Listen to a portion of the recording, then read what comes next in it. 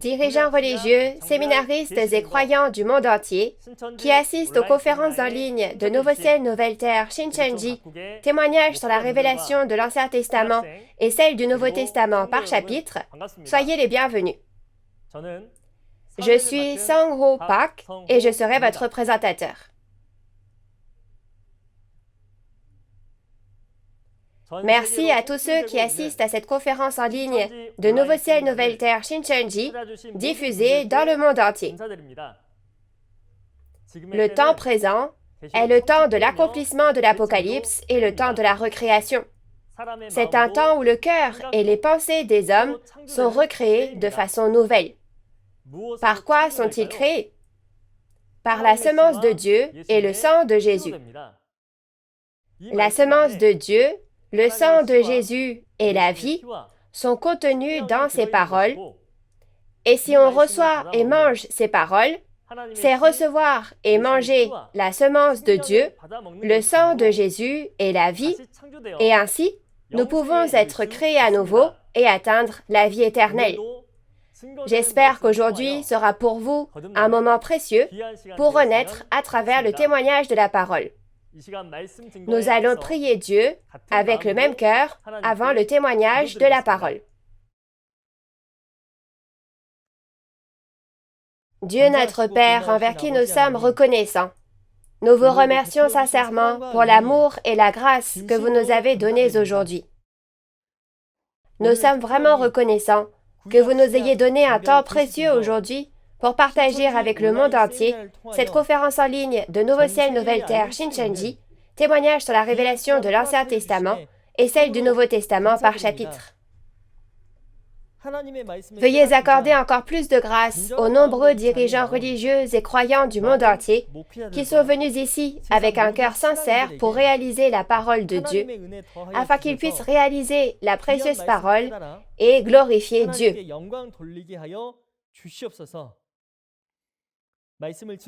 Accordez une grâce et un amour sans limite à l'instructeur qui témoignera de la parole et accordez une véritable réalisation à tous les croyants du monde entier qui recevront cette parole.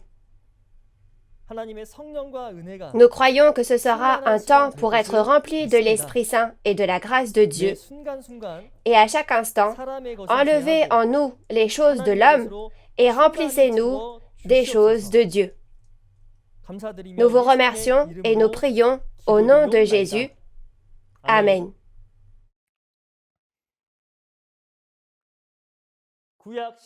Témoignage sur la révélation de l'Ancien Testament et celle du Nouveau Testament par chapitre. Aujourd'hui, en continuant à la suite de la dernière fois, nous vous témoignerons de la parole de la leçon numéro 14 du niveau intermédiaire, le but de Dieu. J'espère que nous pourrons clairement réaliser quel est le but de Dieu aujourd'hui, au temps de l'accomplissement de l'Apocalypse, et participer au royaume des cieux et à la vie éternelle promis à travers les paroles qui seront témoignées.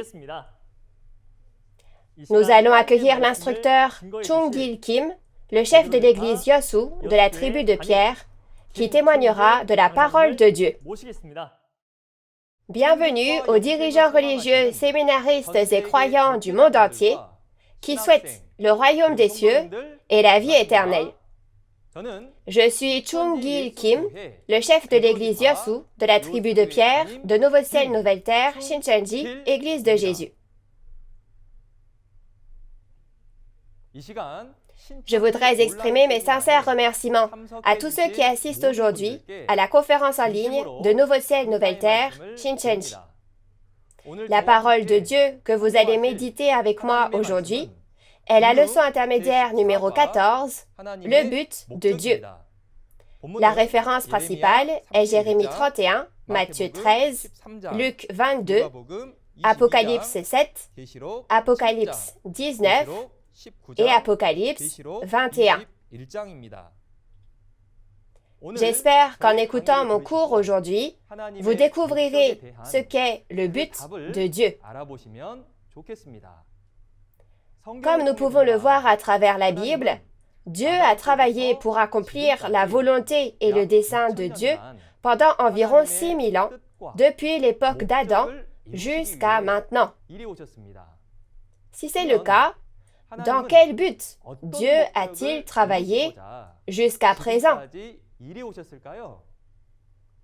Afin de comprendre le but que Dieu avait l'intention d'accomplir, examinons d'abord l'histoire et le point de vue de Dieu à travers les événements du monde d'Adam dans l'histoire de la Bible.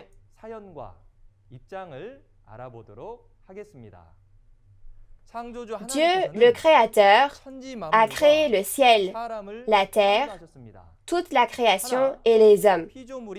Mais une créature, le serpent, a trompé Adam, qui avait hérité de toute la création du ciel et de la terre, et s'est emparé du ciel, de la terre, de toute la création et des hommes que Dieu avait créés et en a fait sa possession.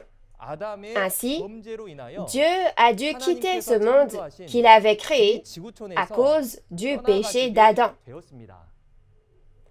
Cela dure depuis environ 6000 ans. Alors, quel est le point de vue de Dieu?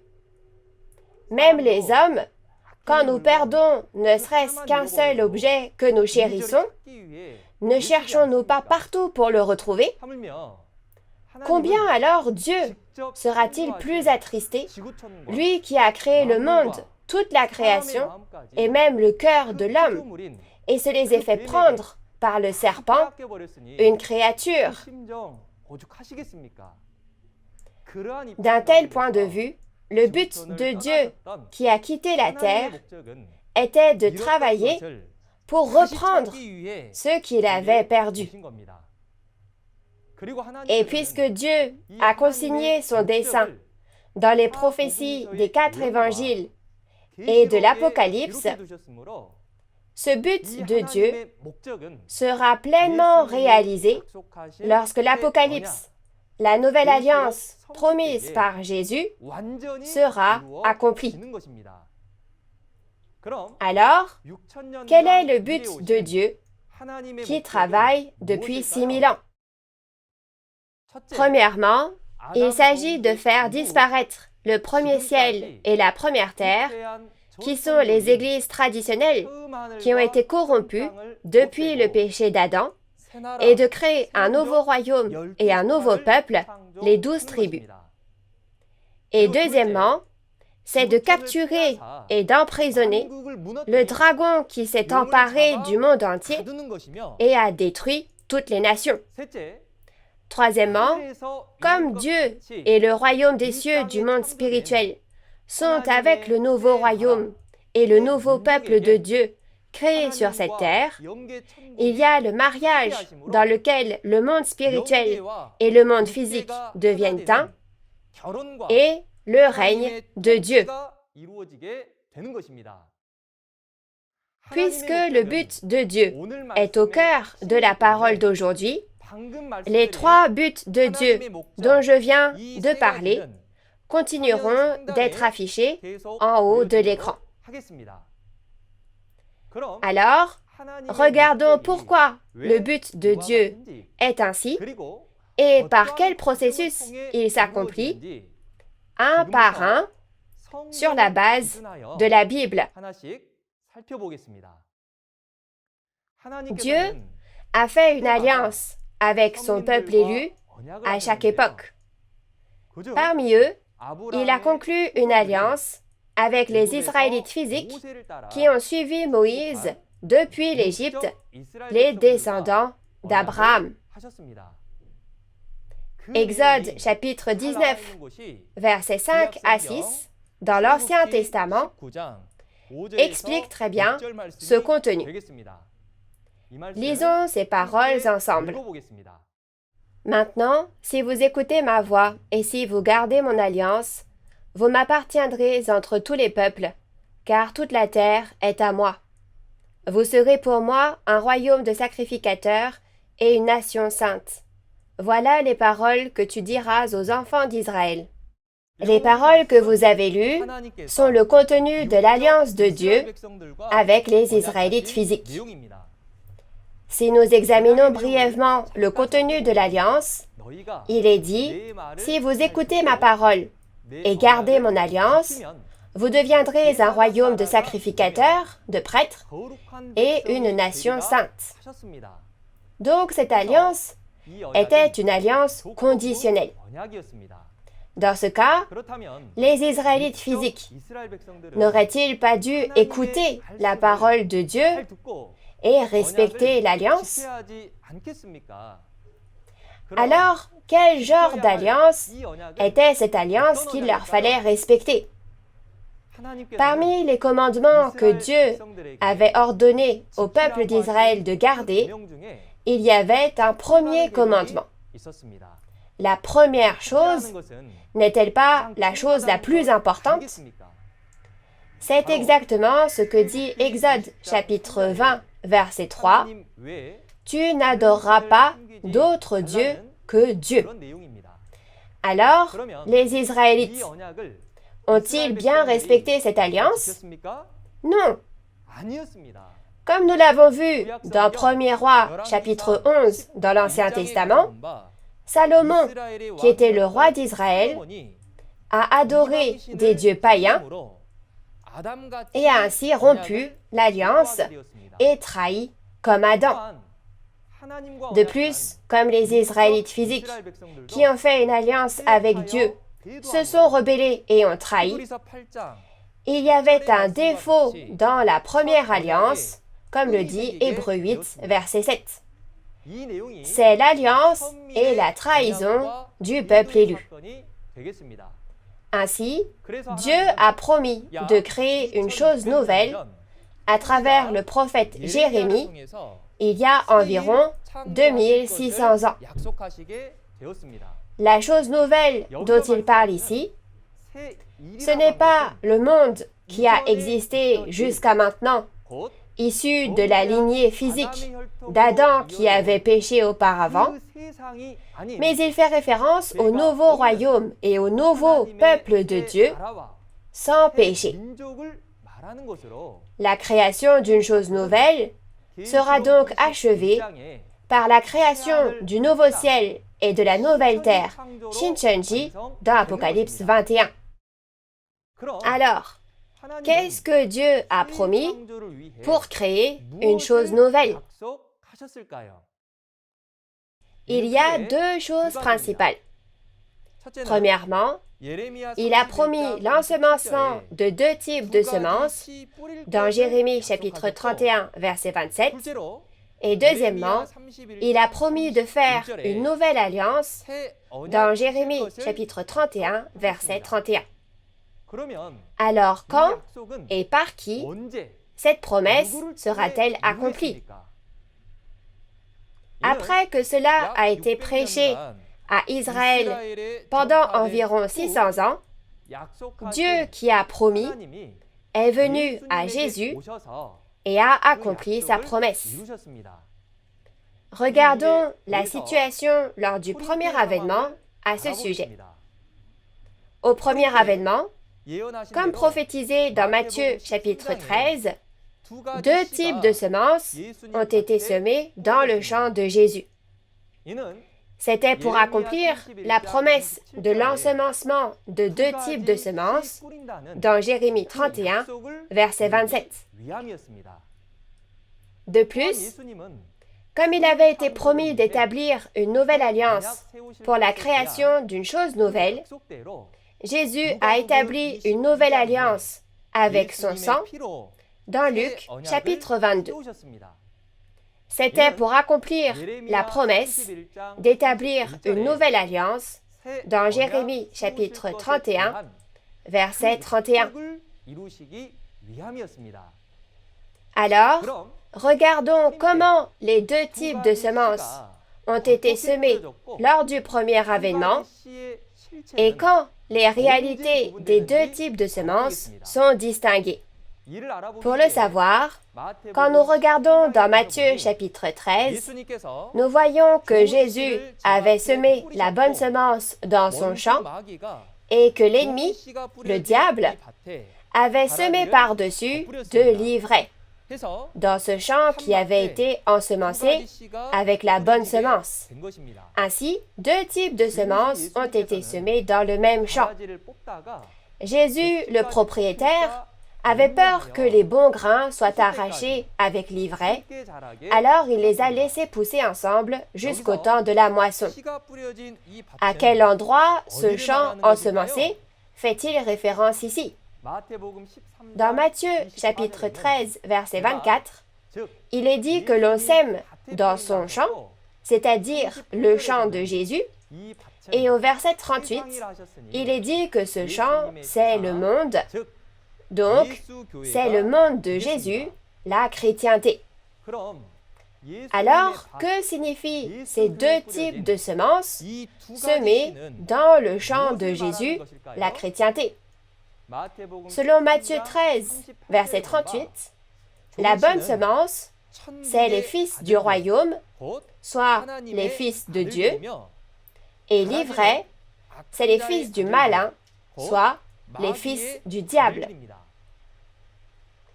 Parce qu'il est dit que les fils de Dieu et les fils du diable grandissent ensemble dans le même champ jusqu'au temps de la moisson, les fils de Dieu et les fils du diable sont distingués au temps de la moisson. Alors, que se passe-t-il au temps de la moisson? C'est là que le jugement et le salut ont lieu. Les fils de Dieu qui sont nés de la semence de Dieu sont moissonnés vers la grange et sont sauvés, mais les fils du diable qui sont nés de la semence du diable ne sont pas moissonnés, sont laissés dans le champ et sont jugés par le feu. Si vous êtes un croyant qui espère le royaume des cieux, vous devez vérifier avec la Bible si le temps présent est le temps de l'ensemencement ou le temps de la moisson. Si c'est le temps de la moisson, ne faut-il pas être à tout prix moissonné? N'est-il pas dit que si l'on n'est pas moissonné, on est le fils du diable? Ces paroles ne sont pas les miennes, n'est-ce pas? Ce sont les paroles de Jésus. J'aimerais que vous gardiez bien à l'esprit ce fait qu'être moissonné ou non, c'est le royaume des cieux ou l'enfer. Alors, quand est le temps de la moisson? Jésus a dit que le temps de la moisson était la fin du monde dans Matthieu chapitre 13, verset 39. Pour comprendre quand est cette fin du monde, lisons la parole de Matthieu chapitre 24, verset 14. Cette bonne nouvelle du royaume sera prêchée dans le monde entier pour servir de témoignage à toutes les nations, alors viendra la fin. Comme la parole que vous avez lue, il est dit que la fin du monde ne viendra que lorsque cet évangile du royaume des cieux sera prêché dans le monde entier comme un témoignage pour toutes les nations. Quel est cet évangile du royaume des cieux qui est prêché ici? Ce sont précisément les prophéties des 4 évangiles du Nouveau Testament et de l'Apocalypse, la Nouvelle Alliance. Et cet évangile du royaume des cieux est prêché depuis environ 2000 ans et est maintenant parvenu jusqu'aux extrémités de la terre. Mais Jésus a dit qu'il reviendrait à la fin du monde pour accomplir la Nouvelle Alliance. Alors, comment savoir si c'est maintenant le temps du second avènement? C'est précisément à travers la moisson. Comme Matthieu 13, verset 39, dit que la moisson est la fin du monde, puisque la moisson a réellement lieu, nous pouvons savoir que c'est actuellement la fin du monde. Alors, lisons la parole d'Apocalypse chapitre 14, versets 14 à 16, pour voir si la moisson est vraiment promise au temps de l'accomplissement de l'Apocalypse, le temps du second avènement du Seigneur. Je regardais, et voici, il y avait une nuée blanche, Et sur la nuée était assis quelqu'un qui ressemblait à un fils d'homme, ayant sur sa tête une couronne d'or et dans sa main une faucille tranchante. Et un autre ange sortit du temple, criant d'une voix forte à celui qui était assis sur la nuée, « Lance ta faucille et moissonne, car l'heure de moissonner est venue, car la moisson de la terre est mûre. » Et celui qui était assis sur la nuée jeta sa faucille sur la terre, et la terre fut moissonnée. Comme nous l'avons lu, il y a un ange qui moissonne le grain mûr dans le champ, comme Jésus l'avait dit. Alors, pourquoi moissonner? Bien sûr, n'est-ce pas pour la création du nouveau royaume et du nouveau peuple de Dieu? Tout comme Jésus a semé la semence au premier avènement et a promis de moissonner, Jésus est venu aujourd'hui vers le pasteur promis et ensemble, ils moissonnent les fruits mûrs nés de la semence qui a été semée. Alors, en ce temps de la moisson, ceux nés de ces deux types de semences qui ont grandi dans le même champ sont distingués. Comment peut-on les distinguer? Oui, comme vous le savez tous, les fils de Dieu nés de la semence de Dieu sont moissonnés vers la grange et vont au royaume des cieux. Et inversement, les fils du diable nés de la semence du diable ne seront pas moissonnés et seront laissés dans le champ et iront en enfer. Par conséquent, le second avènement est le temps de la moisson et le temps de la moisson est la fin du monde.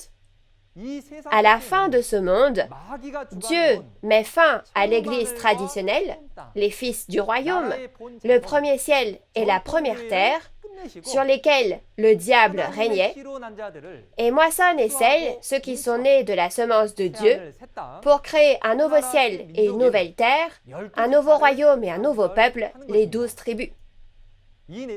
C'est un contenu très important, donc je vais le répéter en montrant le tableau. Ce qui se passe au temps de la fin du monde est que Dieu met fin au premier ciel et à la première terre, l'Église traditionnelle, et crée les 12 tribus du nouveau ciel et de la nouvelle terre en moissonnant et en scellant. Alors, quand, après quoi et comment les 12 tribus du nouveau royaume et du nouveau peuple créés en scellant ceux qui ont été moissonnés avec la parole révélée sont-elles créées? L'ancien ère corrompu disparaît et un nouveau royaume est recréé. Ainsi, dans Apocalypse 21, verset 1, le premier ciel et la première terre du monde corrompu disparaissent et un nouveau royaume et un nouveau peuple, un nouveau ciel et une nouvelle terre sont recréés. Ici, nous pouvons vérifier la réalité du premier ciel et de la première terre et du nouveau ciel et de la nouvelle terre à travers Apocalypse 6 et 7. Ainsi, dans Apocalypse 6, la réalité du premier ciel et de la première terre est décrite comme étant le soleil, la lune et les étoiles du premier ciel qui s'obscurcissent et tombent, c'est-à-dire l'Église traditionnelle jugée, et la réalité du nouveau ciel et de la nouvelle terre est décrite dans Apocalypse 7 comme étant le nouveau royaume et le nouveau peuple, les 12 tribus créées en scellant ceux qui ont été moissonnés. Découvrons comment l'Église traditionnelle qui est jugée ici et le nouveau royaume et le nouveau peuple, les 12 tribus, sont promis dans Matthieu 8, versets 11 à 12, parmi les 4 évangiles du Nouveau Testament. Quand on regarde, il a été promis que l'Église traditionnelle jugée serait les fils du royaume qui ont été chassés dans Matthieu 8, verset 12, et le nouveau royaume et le nouveau peuple, les 12 tribus dans Apocalypse 7, sont promis dans Matthieu 8, verset 11, comme étant ceux qui sont venus de l'Orient et de l'Occident et sont assis dans le royaume des cieux. Ce dont nous devons nous souvenir en particulier ici, c'est que ce nouveau royaume promis dans Apocalypse 7 est le royaume de Dieu créé sur terre comme au ciel dans Matthieu 6, comme si on avait apposé un sceau. Ainsi, j'espère que vous comprenez que la prophétie de l'ensemencement de deux types de semences, l'ensemencement de deux types de semences, la prophétie d'une nouvelle alliance, l'établissement d'une nouvelle alliance, la prophétie du retour de Jésus, le retour de Jésus, la prophétie comme quoi il moissonnera, et le fait qu'il a moissonné, la prophétie de la création des 12 tribus et la création des 12 tribus, toutes ces choses étaient le processus dans le but d'accomplir le dessein de Dieu. Alors, si le premier ciel et la première terre ont disparu, et qu'un nouveau royaume et un nouveau peuple ont été créés de cette manière, si le dragon dans Apocalypse 20 est emprisonné, et que le monde physique et le monde spirituel dans Apocalypse 19 se marient, et que le monde sur lequel Dieu règne s'accomplit, alors seulement le but de Dieu sera accompli, n'est-ce pas? Mais si on dit à ce dragon d'aller dans l'abîme, ira-t-il de son plein gré? Non. Il y a donc eu la guerre. Par conséquent, Dieu fait du nouveau royaume et du nouveau peuple de puissants soldats de Dieu, combat et vainc le groupe du dragon, l'ennemi, et emprisonne le dragon dans l'abîme. Donc, cette guerre est vraiment très importante. C'est parce que la guerre entre Dieu et le diable, les deux types de Dieu, qui durent depuis 6000 ans, ne prendra fin que lorsque l'Apocalypse sera accompli, et au final, ceux qui auront vaincu prendront possession de ce monde et le gouverneront. Alors, qui gagnera cette guerre? Les soldats de Dieu ou les soldats du dragon? Comme nous le voyons dans Apocalypse 12, verset 11, l'enfant né de la femme vêtue du soleil et ses frères, soit les soldats appartenant à Dieu, ont combattu et vaincu le groupe du dragon. Alors, avec quoi ont-ils combattu et vaincu? Ils ont combattu et vaincu avec le sang de l'agneau et les paroles de leur témoignage, n'aimant pas leur vie jusqu'à craindre la mort. Par conséquent, nous pouvons voir que cette guerre n'est pas une guerre physique, mais une guerre spirituelle religieuse menée avec la parole de témoignage. Et en utilisant ces vainqueurs dans Apocalypse 12, comme les coupes pleines de la colère de Dieu dans Apocalypse 15 et 16, les traîtres et les destructeurs sont jugés. La raison pour laquelle ces vainqueurs peuvent être utilisés comme les coupes de Dieu ici est qu'ils sont les témoins qui ont vu les traîtres et les destructeurs sur les lieux des événements de l'Apocalypse. Par conséquent, dans Apocalypse 16, Dieu a déversé la colère de Dieu à travers ses vainqueurs pour juger les traîtres et les destructeurs. En conséquence, Babylone, l'organisation du dragon, a été divisée en 3 parties. Cependant, le jugement ne s'est pas arrêté là.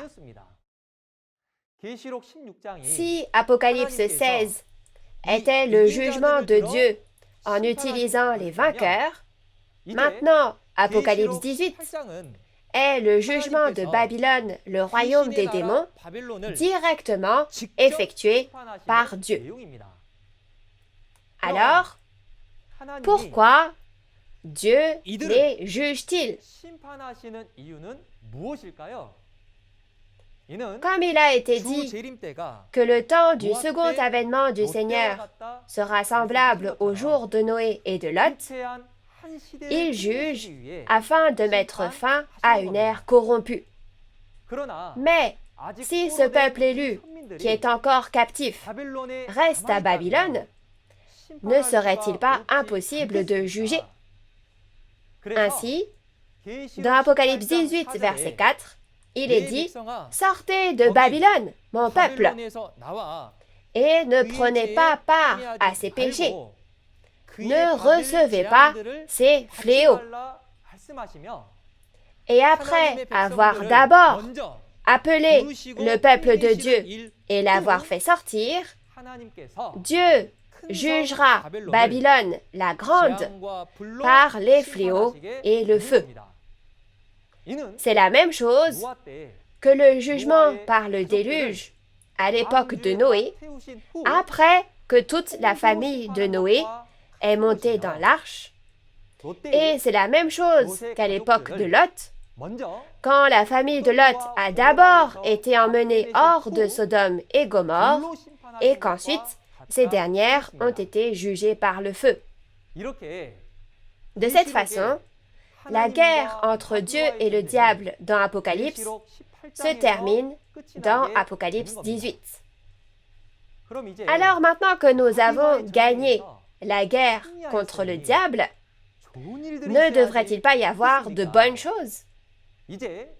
Maintenant, dans Apocalypse 19, au temps du jugement de Babylone, pour finir, les dirigeants babyloniens fugitifs seront anéantis par la troupe des chevaux blancs, les soldats de Dieu devenus un avec le Seigneur. Comme tous les sous-fifres du dragon sont capturés, il n'y a plus de soldats pour aider le dragon. Donc, ne sera-t-il pas éventuellement capturé? Ce sera le jugement final contre Babylone quand le dragon est attrapé et enfermé. Ainsi, en regardant le contenu d'Apocalypse 20, versets 1 à 3, un ange a attrapé le dragon avec une chaîne. Ici, attraper le dragon avec une chaîne signifie l'attraper avec la parole de témoignage. On l'attrape et on se rend compte que ce dragon était quel genre de créature? C'était le serpent qui a trompé Adam dans les temps anciens, le diable qui a fait en sorte que Dieu quitte cette terre, et Satan qui s'est emparé de toute la création de cette terre et même du cœur des hommes pendant 6000 ans. Maintenant que ce dragon a été attrapé et enfermé dans l'abîme, il n'y aura plus de tromperie, n'est-ce pas? Ce que nous devons savoir ici, c'est que Dieu a travaillé jusqu'à présent pour attraper ce dragon, n'est-ce pas? Par conséquent, au temps de l'Apocalypse, faire les 12 tribus, le nouveau royaume et le nouveau peuple, en moissonnant et en scellant, faire la guerre contre le groupe du dragon, juger les traîtres et les destructeurs, et aussi juger Babylone. J'aimerais que vous réalisiez bien que c'était le processus pour rattraper ce dragon et ainsi accomplir le but de Dieu. Alors, maintenant que l'on a attrapé ce dragon, que va-t-il se passer? Maintenant, le but final de Dieu sera accompli, c'est-à-dire qu'il y aura le mariage de la chair et de l'esprit, où le monde spirituel et le monde physique deviendront un, et le règne de Dieu. Pour comprendre cela, lisons les paroles d'Apocalypse 19, versets 1 à 6. Après cela, j'entendis dans le ciel comme une voix forte d'une foule nombreuse qui disait « Alléluia!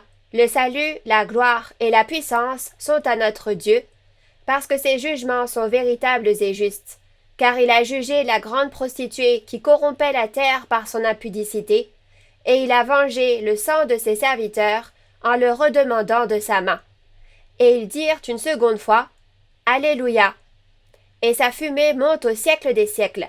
Et les 24 vieillards et les 4 êtres vivants se prosternèrent et adorèrent Dieu assis sur le trône en disant « Amen, Alléluia » Et une voix sortit du trône disant « Louez notre Dieu, vous tous ses serviteurs, vous qui le craignez, petits et grands. » Et j'entendis comme une voix d'une foule nombreuse, comme un bruit de grosses eaux, et comme un bruit de fort tonnerre, disant « Alléluia, car le Seigneur notre Dieu Tout-Puissant est entré dans son règne. » Comme vous l'avez lu, le mariage de l'esprit avec la chair, au cours duquel le monde spirituel dans le ciel et le monde physique sur terre deviendront un, et le règne de Dieu s'accompliront.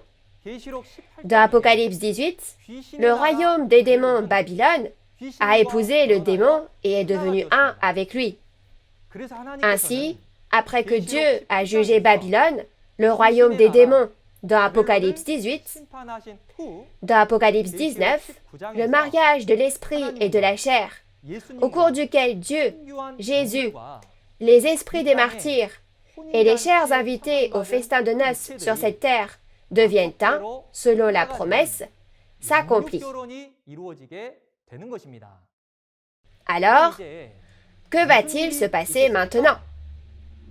Ceux qui sont mariés à l'agneau dans Apocalypse 19 participeront à la première résurrection dans Apocalypse 20, et Dieu et le royaume des cieux viendront au nouveau ciel, nouvelle terre, Shincheonji, dans Apocalypse 21, afin que le règne de Dieu, tant attendu et désiré par Dieu, s'accomplisse. C'est l'accomplissement de la nouvelle alliance, l'accomplissement du but de Dieu et la réalisation de notre espérance, le royaume des cieux et la vie éternelle. Résumons la parole d'aujourd'hui. Le titre de la parole d'aujourd'hui était « Le but de Dieu ».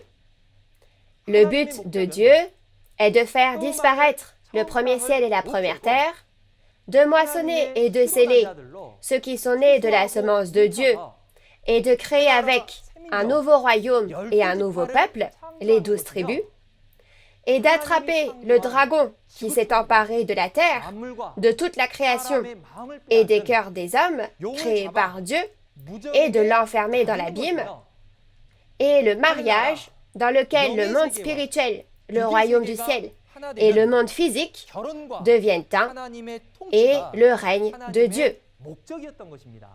Toute cette volonté et tous ces objectifs que Dieu veut accomplir ont été consignés dans les prophéties des 4 évangiles du Nouveau Testament et de l'Apocalypse dans le Nouveau Testament. Et cela s'est accompli tel quel aujourd'hui et est en train de s'accomplir. Nous, les 12 tribus de Nouveau Ciel, Nouvelle Terre, Shincheonji, témoignons et prêchons au monde entier parce que nous avons maîtrisé la Bible et connaissons le but et la volonté de Dieu. Qui suis-je dans la Bible en ce temps où le but de Dieu s'accomplit? Ai-je été créé selon les promesses de la Bible? J'espère que vous le vérifierez à tout prix et que vous deviendrez un membre de la famille des 12 tribus du nouveau royaume de Dieu, le nouveau royaume et le nouveau peuple, et que vous réaliserez tous votre espoir du royaume des cieux et de la vie éternelle dans le monde de paix gouverné par Dieu. La prochaine fois, nous apprendrons la leçon intermédiaire numéro 15, la nourriture de Dieu et la nourriture de Satan.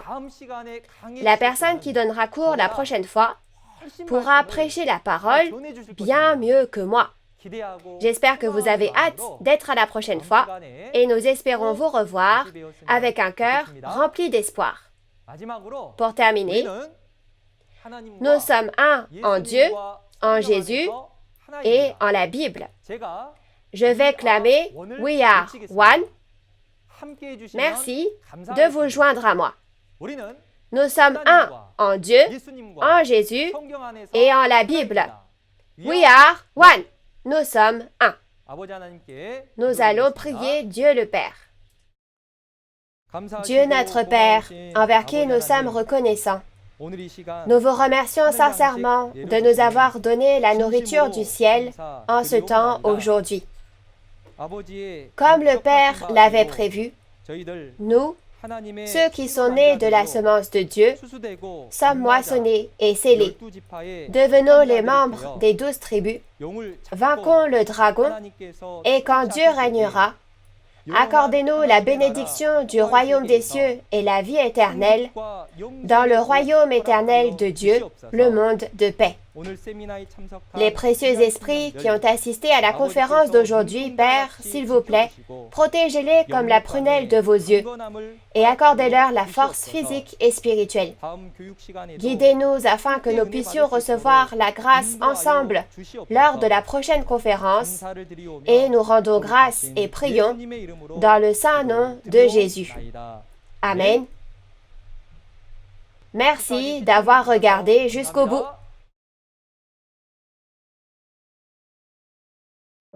Dans la Bible, il y a la nourriture qui vous donnera la vie éternelle si vous la mangez, et il y a la nourriture qui vous fait mourir si vous la mangez. En avez-vous déjà entendu parler? Au second avènement du Seigneur, où pouvons-nous manger cette nourriture importante qui donne la vie éternelle, la nourriture de Dieu? Je prie pour que vous réalisiez la vérité, que vous trouviez la nourriture pour la vie éternelle, que vous la mangiez et que vous receviez tous le royaume des cieux et la vie éternelle à venir. Ce fut un temps précieux pour réaliser le but de Dieu à travers les paroles qui ont été témoignées aujourd'hui. Le but de Dieu est de créer un nouveau royaume et un nouveau peuple, les 12 tribus de Novo-Ciel Nouvelle-Terre Shincheonji, en moissonnant et en scellant ceux qui sont nés de la semence de Dieu.